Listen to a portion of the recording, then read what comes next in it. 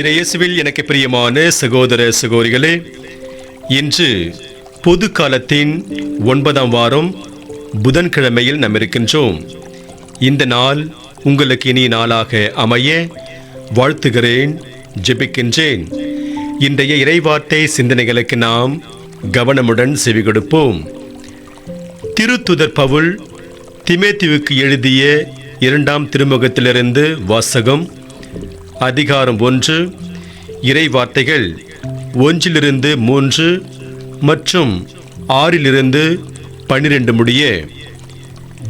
என் அன்பார்ந்த பிள்ளை தீமோத்தேயுவுக்கு கடவுளின் திருவுளத்தால் கிறிஸ்து இயேசு அருளும் வாழ்வு பற்றிய வாக்குறுதிக்கு ஏற்ப அவருடைய திருத்தூதரான பவுல் எழுதுவது, தந்தையாம் கடவுளிடமிருந்தும் நம் ஆண்டவராம் இயேசு கிறிஸ்துவிடமிருந்தும் அருளும் இரக்கமும் அமைதியும் உரித்தாகுக.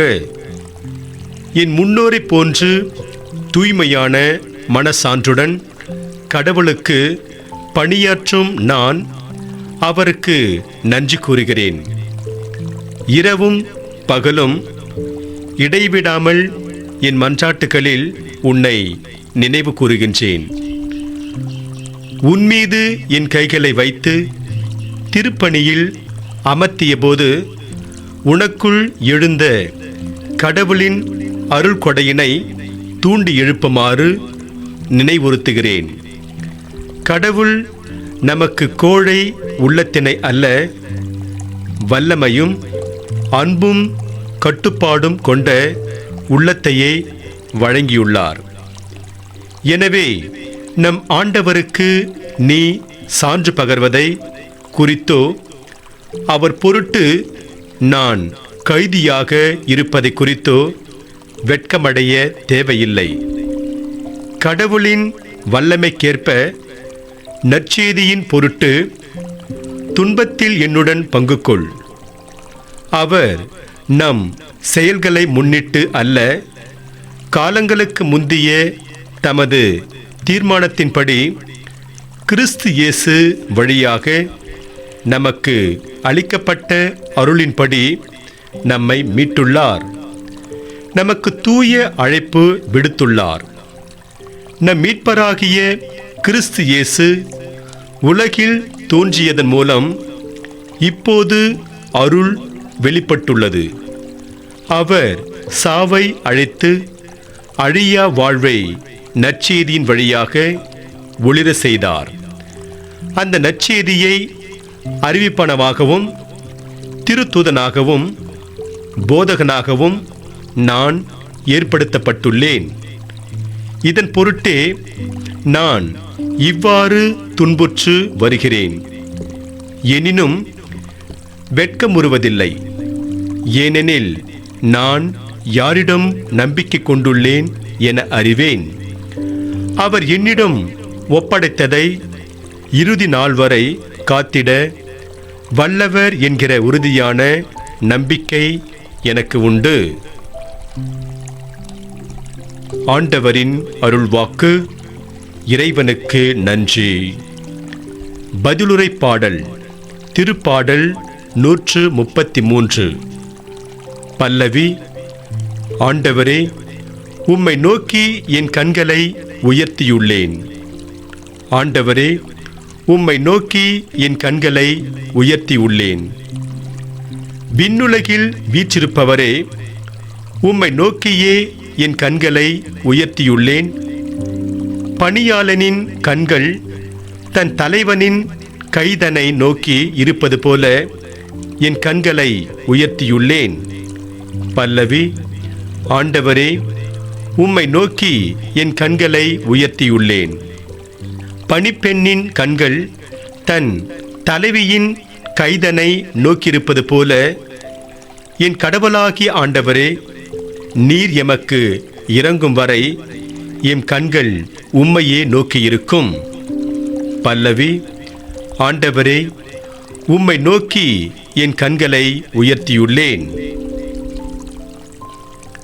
அல்லேலூயா, அல்லேலூயா. உயிர்த்தெழுதலும் வாழ்வும் நானே. என்னிடம் நம்பிக்கை கொள்பவர் இறப்பினும் வாழ்வார். அல்லேலூயா.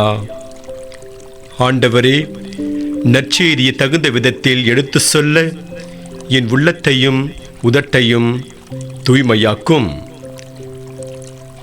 ஆண்டவர் உங்களோடு இருப்பாராக, உம் ஆன்மாவோடும் இருப்பாராக. தூய மார்க் எழுதிய பரிசுத்த நற்செய்தியிலிருந்து வாசகம்.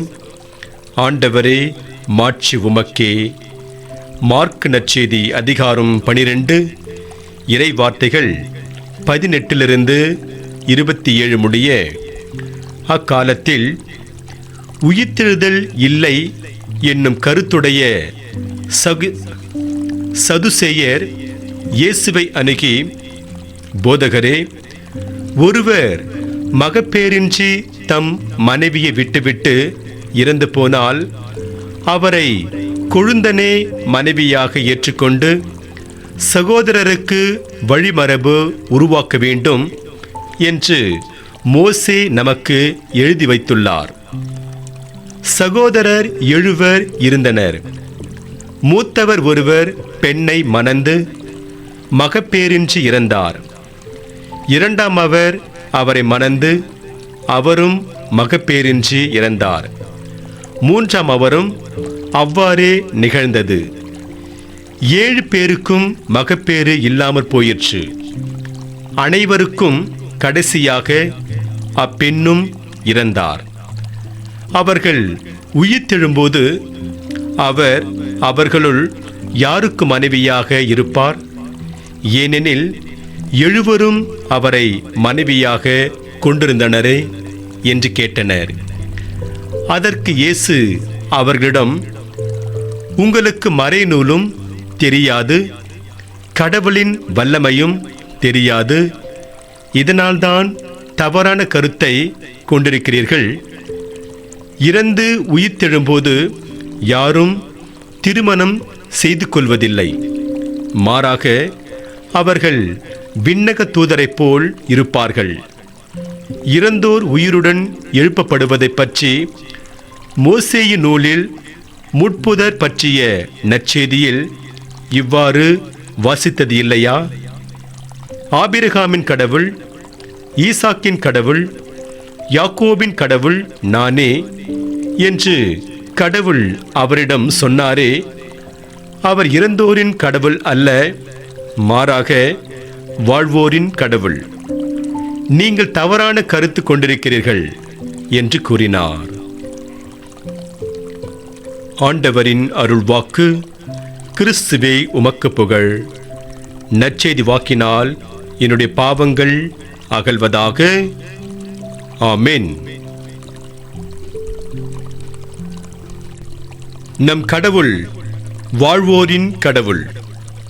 இயேசுவில் எனக்கு பிரியமான சகோதர சகோதரிகளே, கிறிஸ்தவரும் மிக பெரிய விஞ்ஞானியுமான மைக்கேல் பாரடே நோய்வாய்ப்பட்டு மரணப்படுக்கையில் கிடந்தார். அவரை சுற்றி அவருடைய வீட்டாரும் உற்றார் உறவினர்களும் நெருங்கிய நண்பர்களும் இருந்தார்கள். எல்லாருடைய முகத்திலும் கவலையும் வருத்தமும் படிந்திருந்தது. அப்போது அங்கு வந்த ஒரு பத்திரிகையாளர் மைக்கேல் பாரடேயிடம், பெரும் மதிப்பிற்குரிய பாரடே அவர்களை, இப்போது உங்களிடம் ஒரே ஒரு கேள்வி கேட்க வேண்டும் என்றார். என்ன கேள்வி என்று அவர் கேட்டதற்கு பத்திரிகையாளர் அவரிடம், ஒன்றுமில்லை, நீங்கள் மிக சிறந்த விஞ்ஞானி, அதே வேளையில் இறைப்பற்றாளரும் கூட. என்னுடைய கேள்வி இதுதான், உங்களுடைய இறப்புக்கு பிறகு வாழ்வு உண்டு என்பதில் நம்பிக்கை இருக்கிறதா என்று கேட்டார். அதற்கு மைக்கேல் பாரடே, எனக்கு இறப்புக்கு பின் வாழ்வு உண்டா இல்லையா என்பது தெரியாது. ஆனால் ஒன்று மட்டும் நிச்சயம், என் ஆண்டவர் இயேசு கிறிஸ்து இறந்து இன்றும் உயிர் வாழ்கிறார். ஆதலால் நான் இறந்தாலும் உயிர் வாழ்வேன் என்று அவர்களுக்கு பதிலளித்தார்.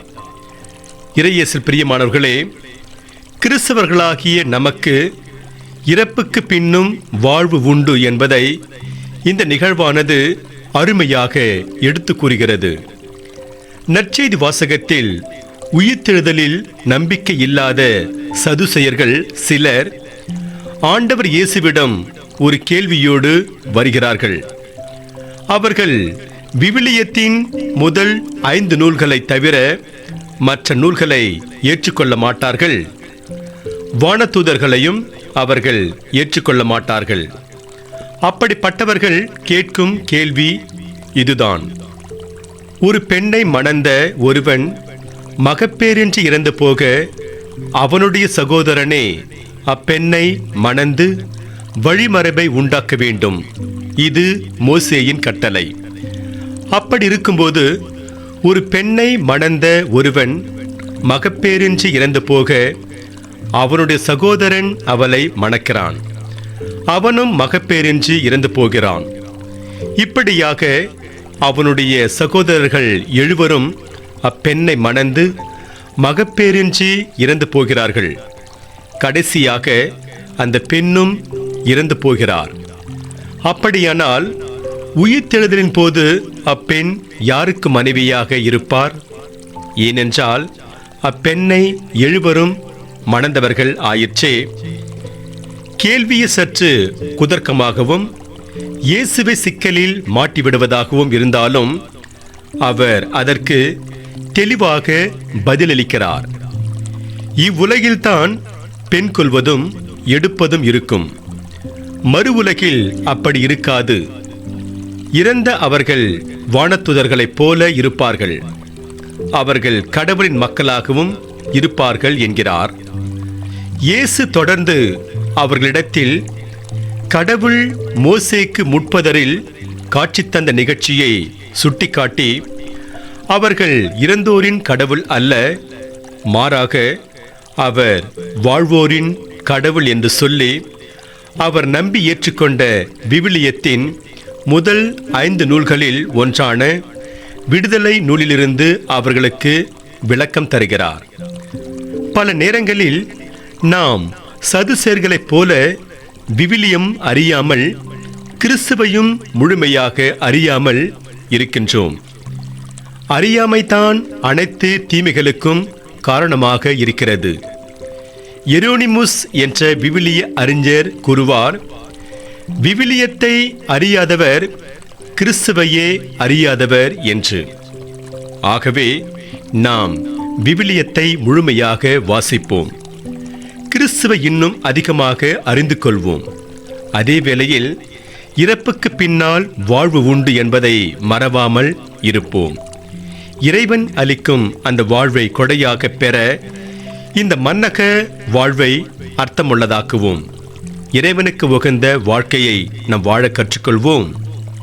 சில ஆண்டுகளுக்கு முன்பாக ஜெர்மனியில் உள்ள ஹனோவர் பகுதியில் வயதான மூதாட்டி ஒருவர் இருந்தார். அவர் கிறிஸ்தவராக இருந்தும் இயேசுவின் உயிர்ப்பில் நம்பிக்கை இல்லாதவராக இருந்தார். அதை விடவும் இறந்த பிறகு தான் எந்த விதத்திலும் உயிர்த்தெழுந்துவிடக் கூடாது என்று உறுதியாக இருந்தார். எனவே அவர் சாவதற்கு முன்பாக இப்படி ஓர் உயிலை தயார் செய்தார்.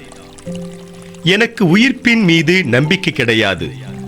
ஆகவே எனது கல்லறையை பலமான பளிங்கு கற்களால் கட்டி அதன் மேல் இரும்பு கம்பிகள் அமைத்து அதன் மேல் பெரிய பாறாங்கல்லை வைத்து விடுங்கள்.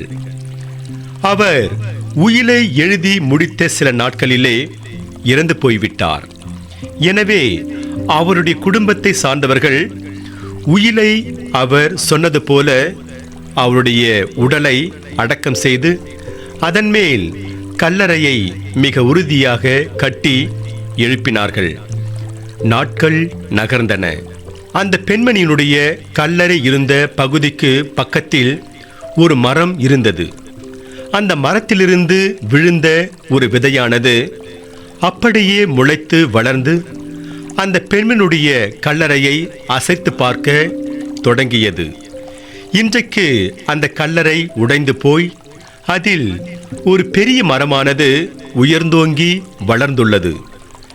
யார் உயிர்ப்பு மீது நம்பிக்கை இல்லாமல் இருந்தாரோ அவருடைய கல்லறையிலேயே ஒரு பெரிய மரம் உயிர்த்து எழுந்தது ஆச்சரியப்படக்கூடிய ஒரு விஷயமாக இருக்கிறது.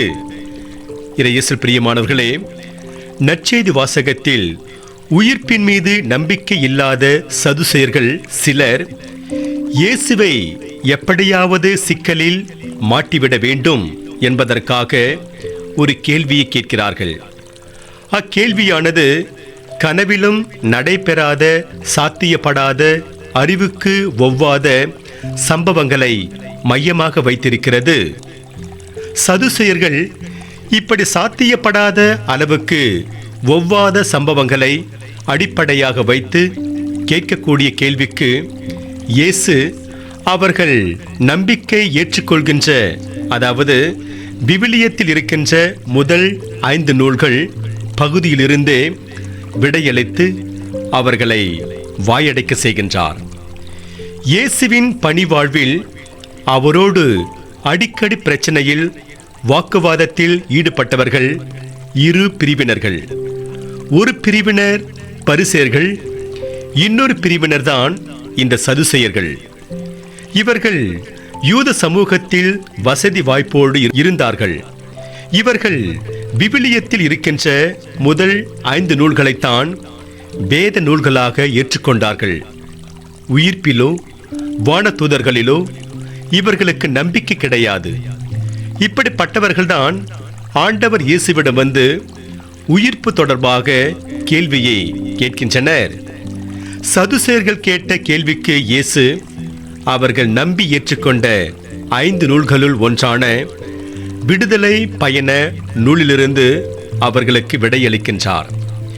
மோசேக்கு முட்புதரில் ஆண்டவராகி கடவுள் தோன்றியதை உதாரணமாக சொல்லும் இயேசு அங்கு கடவுள் தன்னை ஆபிரகாமின் கடவுள், ஈசாக்கின் கடவுள், யாக்கோபின் கடவுள் என்று குறிப்பிடுவதை மேற்கோடிட்டு காட்டுகின்றார். இதன் மூலம் இயேசு சதுசேயரிடம் கடவுள் இறந்தோரின் கடவுள் அல்ல, வாழ்வோரின் கடவுள் என்ற உண்மையை வெளிப்படுத்தி அவர்கள் கொண்டிருக்கின்ற கருத்து தவறானது என்பதை வெளிப்படுத்துகிறார்.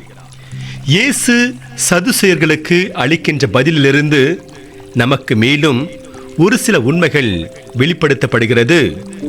அவற்றில் முதன்மையானது, இறந்து உயிர்த்தெழும் போது யாரும் திருமணம் செய்து கொள்வதில்லை என்பதாகும். ஆம், இயேசுவில் பிரியமான சகோதர சகோதரிகளே, இந்த மண்ணகத்தில் திருமணமானது நடைபெறுகிறது. நாம் உயிர்த்தெழும் போது அப்படி எதுவும் நடைபெறாது என்பதுதான் உண்மை. அடுத்ததாக, இறந்து நாம் உயிர்த்தெழும் போது வானதூதர்களைப் போல இருப்போம் என்ற உண்மையும் நமக்கு சொல்லப்படுகிறது. திருப்பாடல் 8ஆம் அதிகாரம் 5இல் மனிதர்கள் யாவரும் வானதூதர்களை விட சற்று குறைந்தவர்களாக படைக்கப்பட்டிருக்கிறோம் என்ற செய்தியை வாசித்து அறிவோம். ஆனால் இறந்து நாம் உயிர்த்தெழும் போது வானதூதர்களைப் போல ஆவோம் என்பது சொல்லப்படுவது சிந்தித்து பார்க்க வேண்டிய ஒன்றாக இருக்கிறது. அப்படியானால் நம்முடைய நிலையானது உயரும் என்பது உறுதி. ஆண்டவர் இயேசு விண்ணேற்றம் அடைவதற்கு முன்பாக தன்னுடைய சீடர்களை பார்த்து சொல்வார், இதோ உலக முடிவு வரை என்னாலும் உங்களோடு இருக்கின்றேன் என்று. ஆம், இயேசு இறைவன் என்றைக்கும் நம்மோடு உடனிருக்கிறார். ஆகவே இப்படிப்பட்ட உயிருள்ள இறைவனை நம்பி ஏற்றுக்கொள்வதே நம்முடைய வாழ்வு வளம் பெறுவதற்கான வழியாக இருக்கிறது. ஆகவே இயேசு பிரியமான சகோதர சகோதரிகளே, நம் இறைவன் உயிருள்ள இறைவன் என்று நம்புவோம். நம்புவதோடு மட்டுமல்லாமல் அவருக்கு ஏற்ற வழியில் நடப்போம். அதன் வழியாக இறையருளை நிறைவாக பெறுவோம். இறைவன் உங்கள் அனைவரையும் நிறைவாக ஆசீர்வதிப்பாராக. ஆமென்.